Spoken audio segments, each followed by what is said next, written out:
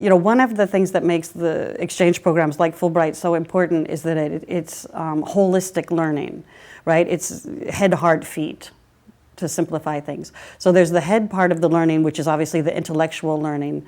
You can get that from books, right? Getting knowledge that's already been produced. But you know, that's just one part of learning. The heart part, you know, in terms of the effective learning of your emotional reactions and of how to be empathetic with other people's perspective and understand their perspective, not just from an intellectual point of view, but from an emotional, effective point of view. So my name is Willman Bordat. I was a Fulbrighter in Rabat, Morocco 30 years ago.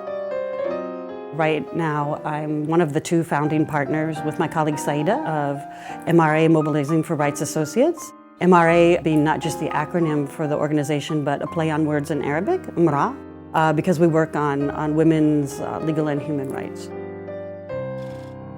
My very first semester in college, in my introduction to sociology class, and I wasn't going to be a sociology major, I was going to be a French literature major, but in my intro sociology class, we read a book called Patience and Power, Women's Lives in a Moroccan Village by Susan Schaefer Davis. And that book just spoke to me like you couldn't imagine. So I very much liked the challenging of the stereotypes.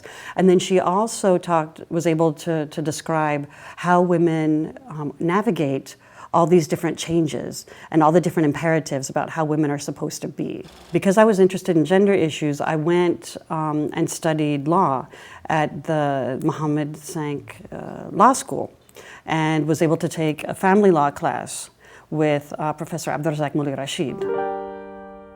I'm mentioning, you know, Susan and Professor Moulay Rashid because, you know, there's people that inspire you and make a difference in your life, and it's important to recognize that. The Fulbright year was very, very difficult. I come from this prestigious college, and I have this great degree, and I'm going to do this important work, and you know, you can't do that. You can't have expectations. That was what I learned. You have to have good intentions about how you're going to behave appropriately, which was the hard lesson I had to learn. But once I got to the end of the first year, I hadn't figured it out, but I was like, oh, now, you know, my Arabic is, you know, up to a certain level after a year. I have friends. I understand what's going on. I understand why things are happening. Now I'm relaxed and I'm enjoying things. Why would I leave? We worked for 10 years on the campaign for a violence against women law in Morocco in partnership with the local NGOs.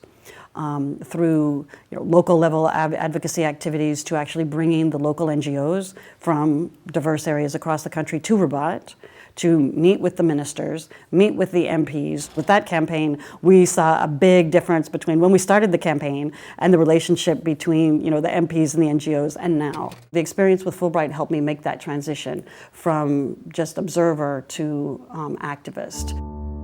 And it's been exciting to see all of the changes.